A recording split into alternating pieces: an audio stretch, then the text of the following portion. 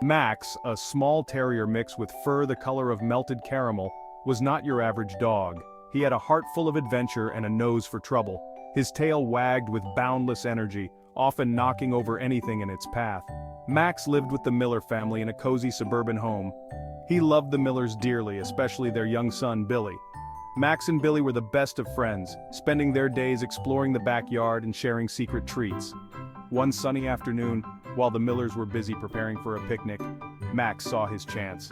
With a determined wiggle and a joyful bark, Max slipped through the opening and into the world beyond his home. The world outside was a symphony of unfamiliar noises. Cars whooshed past, their engines a stark contrast to the gentle hum of the refrigerator Max knew so well. The scent of freshly cut grass mingled with the aroma of 1,000 different things Max couldn't quite place. Max trotted down the sidewalk, his head held high, his senses working overtime. He passed by children playing hopscotch, their laughter echoing in the afternoon sun.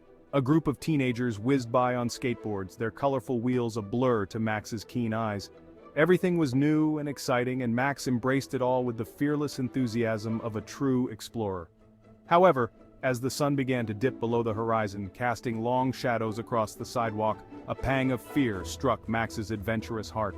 The once welcoming smells of the day were replaced by the chill of the approaching night.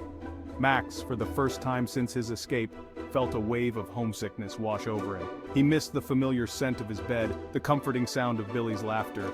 He curled up beneath a park bench, the cold metal a poor substitute for the warmth of his dog bed. As the first rays of dawn painted the sky in hues of pink and orange, Max woke with a start. The park, shrouded in the soft light of morning, looked different, less intimidating than it had the previous night. He was still lost, but the fear of the unknown had been replaced by a renewed sense of determination. Max decided to use his keen sense of smell to find his way back home. He sniffed at the ground, trying to pick up the familiar scents of his neighborhood. He followed a trail of freshly baked bread, hoping it would lead him to a bakery he vaguely remembered passing. Each dead end, each wrong turn, was a lesson learned for the little adventurer. His tail, which had drooped with every disappointment, now wagged with a newfound confidence. As Max ventured further into the heart of the city, he encountered a cast of characters that he could have never imagined back in his quiet neighborhood. There was Luna, a sleek black cat with emerald eyes who shared her scraps with him and taught him the art of navigating alleyways.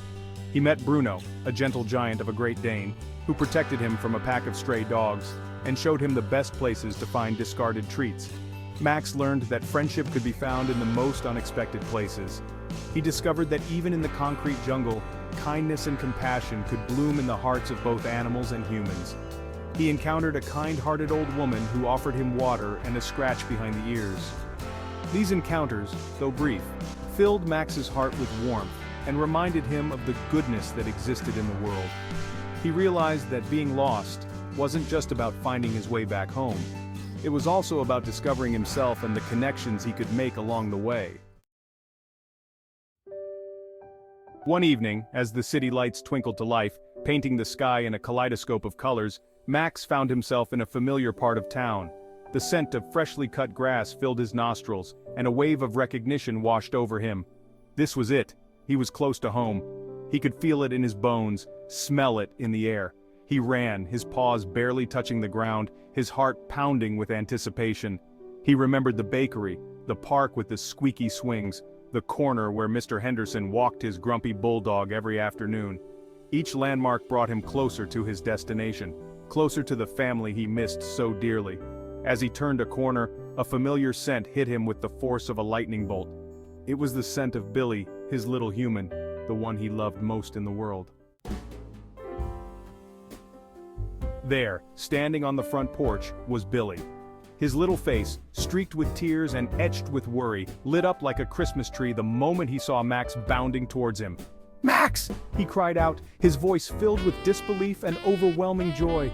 Max leaped into Billy's arms, showering him with frantic licks and whimpers of pure happiness. The Millers rushed out, their faces a mixture of shock and relief.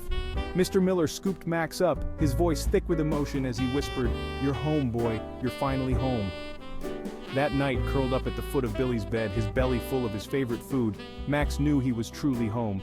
He had faced the unknown, navigated the concrete jungle, and found friendship in the most unexpected places.